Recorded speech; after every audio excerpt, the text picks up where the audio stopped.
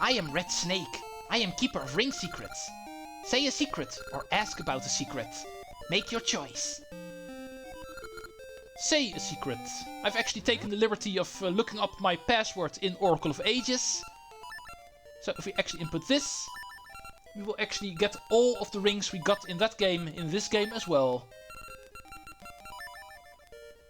L equal J star D square 6 lower n lower h at. Okay. I brought your rings from Labrina. So, see Vasu to check your list. Looks like it was correct. Let's go take a look-see. Our list should be full, or at least as full as it was in Oracle of Ages. Of course, I don't have every single one. But this indeed looks familiar. This looks like the rings we have. Now, let's go see which one we're going to equip. We've already got the level 1 ring box after all, so we are able to already bring along a ring. Maple ring might actually be nice to bring along. We're going to have to go through that hell of trying to find a heart piece on Maple again in this game, so... I don't think I'm going to equip it quite yet, but I will keep it in my inventory in case I feel like grinding on Maple for a bit. But anyway, hello everyone, Treecks here, and welcome to part 2 of the Legend of Zelda Oracle of Seasons, a linked playthrough. And speaking of linking, here is another person we can actually do something with. Let's go talk to her. I found you! You're Treecks! I saw the statue in Lina, and I had to meet you. In honor of our meeting, I can teach you the happiness secret that the fairies in Labrina's Fairies Woods taught me. What do you say? Whenever playing a linked game, you can actually find people in the overworld that can tell you secrets. This is just since you're so cool, Treecks. If you tell this happiness secret to the fairies in Labrina, you can be even happier. Got it? Yeah, I guess. Here is the secret. +2h at R. Yeah, don't mind me, just making sure I got a screenshot of it. Now we can both be happy. So, next time I'm going to be starting up Oracle of Ages again. I will actually input this secret and see what it can actually do. And don't worry, I will also record that. It is all going to be part of the extra episodes that I'm going to be uploading of Oracle of Ages at some point. Actually returning to that game and working with the secrets that we actually find in this game. But now it is time for us to actually continue with this game. Here is another building that we can actually talk about in this game. Not required, but might as well still cover it. Might also look familiar. This was also in Oracle of Ages. A know-it-all birdhouse. Where you can actually learn all of the game mechanics, all the secrets, how the linking precisely works and all stuff like that. That is actually located right over here in this game. Of course, I'm not going to be needing that. I know what I'm doing, hopefully. Right now, we are going to be continuing with the story. Enough about linking business. We also need to complete the story after all. Last time we received a key from the Maku tree of Holodrum. And we can use it to enter the first dungeon already. Of course, enemies we can also find over here. And also the return of the Gacha seeds. Here we find soft soil locations again. Of course, I'm a bit short on Gacha seeds right now, so we're not going to be planting any quite yet. But just remember, in this game, we could also start working on gathering rings, gathering a piece of heart, gathering rupees and stuff like that from Gacha trees. But before we start worrying about that, we first need to find our first Gacha seed in this game. But that mechanic indeed also appears in this game. And now that we have a sword, we can actually enter this bridge and enter this little island. We're not going to be able to go very far on it. We don't have any Zora flippers. We forgot to bring that along from Labrina, so no swimming quite yet. And therefore the only thing we can do is open the Gnarled Root dungeon, which is going to be level 1 for Oracle of Seasons. Gnarled Root dungeon. Yeah, I somehow remembered how this place is called. Nice little throwback to the first Zelda game. Also a dungeon on an island. taking place in a tree.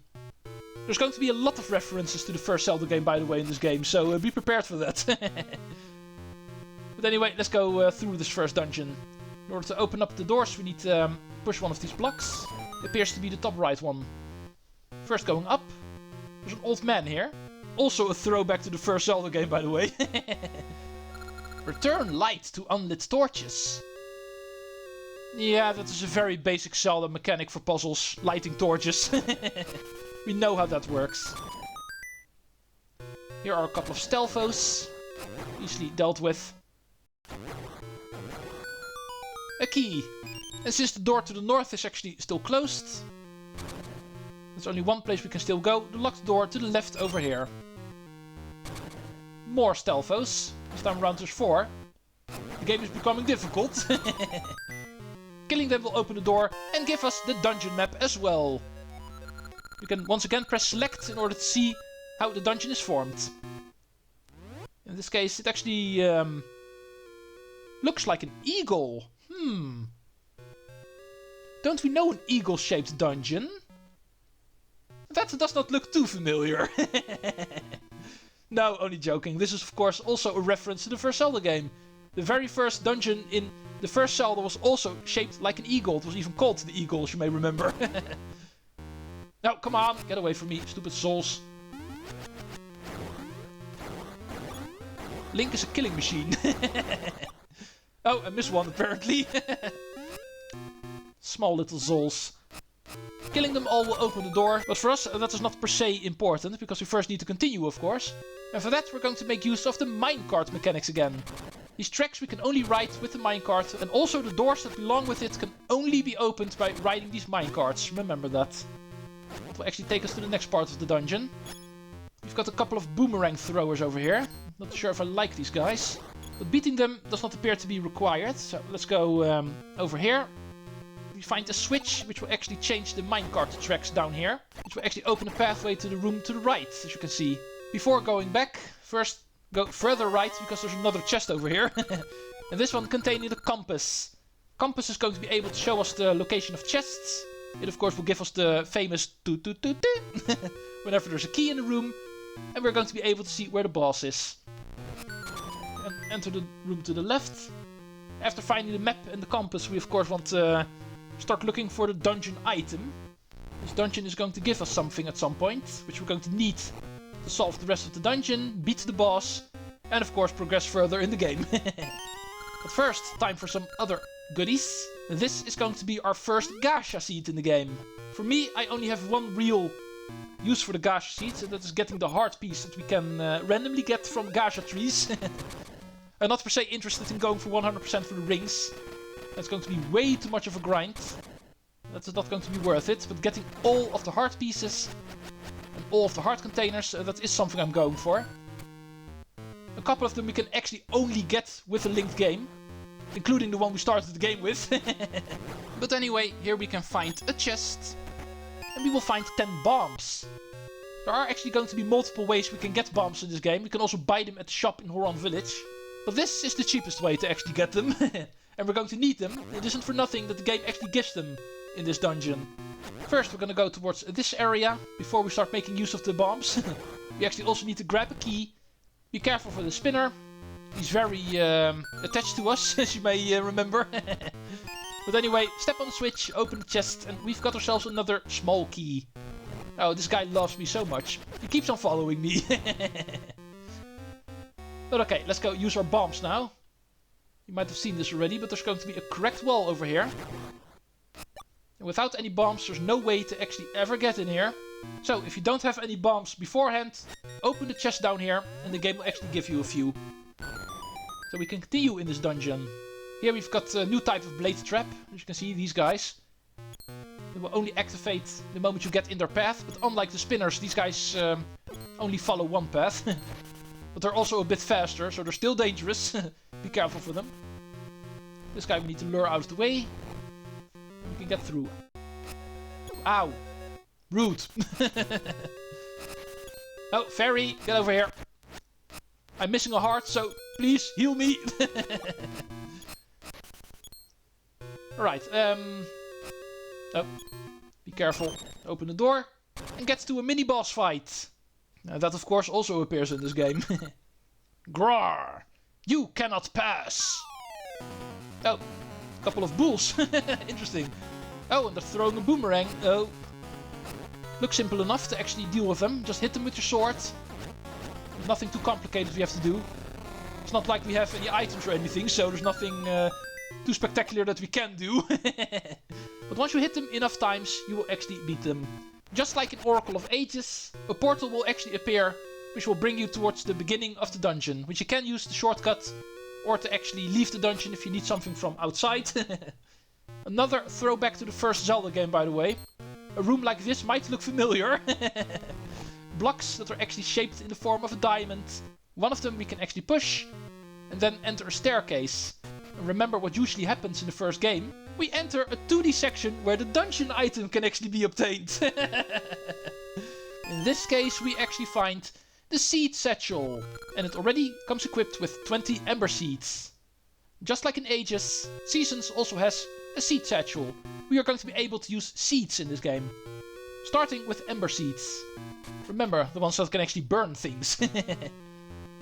Now, getting out of here requires a different block. This one apparently. Let's go. Let's go use these ember seeds. There's one place we've actually already seen where we can use them. There's one room we've already been to. There we actually saw a door that was closed. But we also saw unlit torches. And remember the advice of the old man. Unlit torches we need to light. And this guy actually chased me pretty far. Time for you to leave, sir. And time for me to leave as well. Right, taking the minecart back.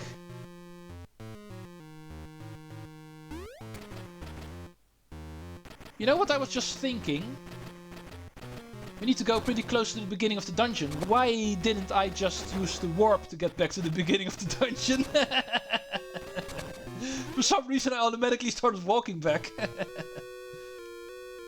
Well, too late for that now, I guess. Let's just continue this way.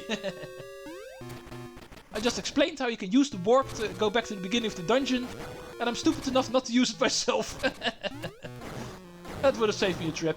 But no matter, we're still here.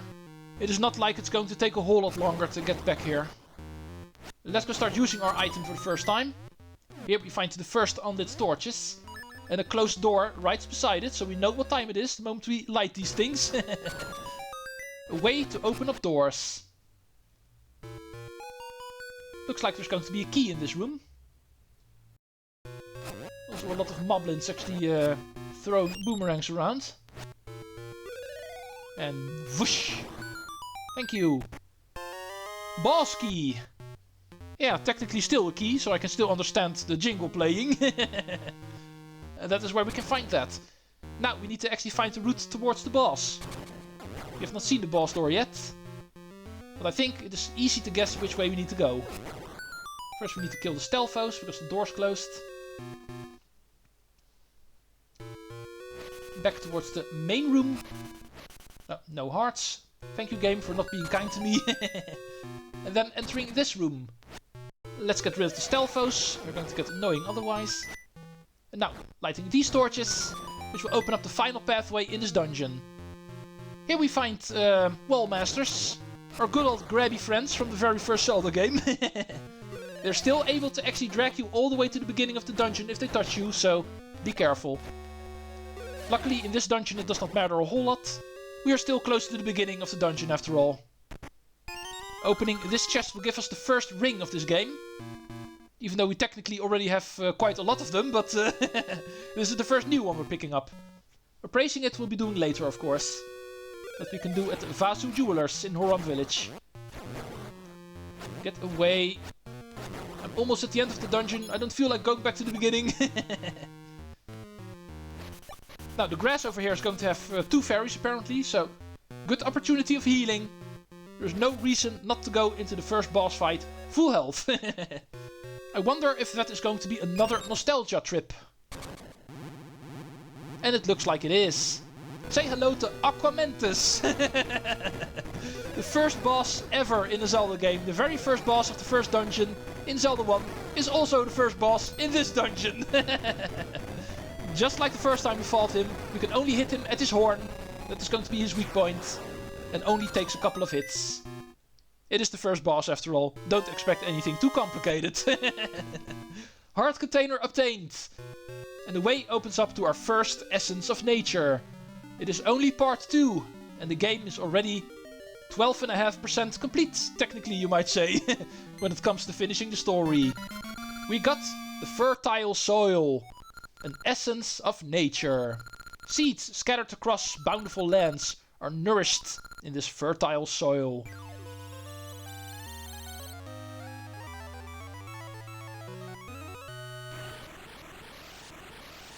Level 1 complete. And just like in Ages, that means more power to the Maku tree. Whoa! It's me, the Maku tree. Some of the fertile soil has come to me too. I already feel stronger.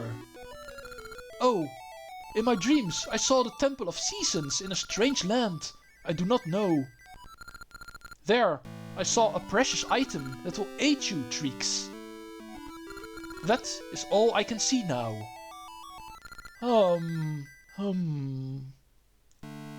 Good night, Maku tree. But okay, our hint is actually pointing us towards a strange land. And speaking of strange lands, it is time for us to get our first meeting with Maple in this game. Oh, most of the stuff falls in the water. Ow, ow, ow! Watch where you're going! You just hit Maple, the Great Witch Syrup's apprentice. Thanks to you, all the stuff fell out of my bag. The Great Witch will be mad. I cannot find any long eggs. And now this. I'll just take the stuff you dropped too.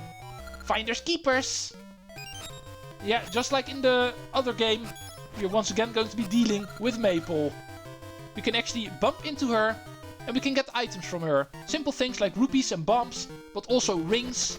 And more importantly, a piece of heart at some point.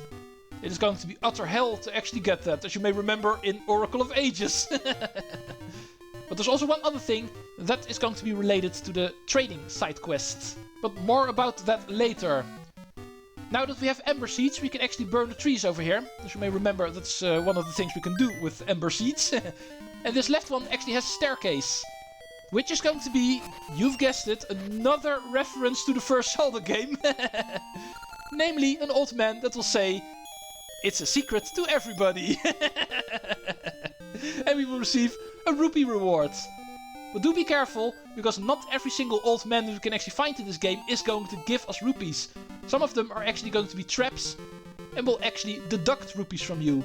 Saying stuff like, you're going to pay for breaking my front door, stuff like that. But luckily I know which ones those are going to be. So for me it is going to be very easy to get a lot of rupees from these guys. Let's return to Horon village. There's a couple of things we need to do here. Talking about gacha seeds. Let's go talk to the mayor of Horon village now. And see what he can tell us about it.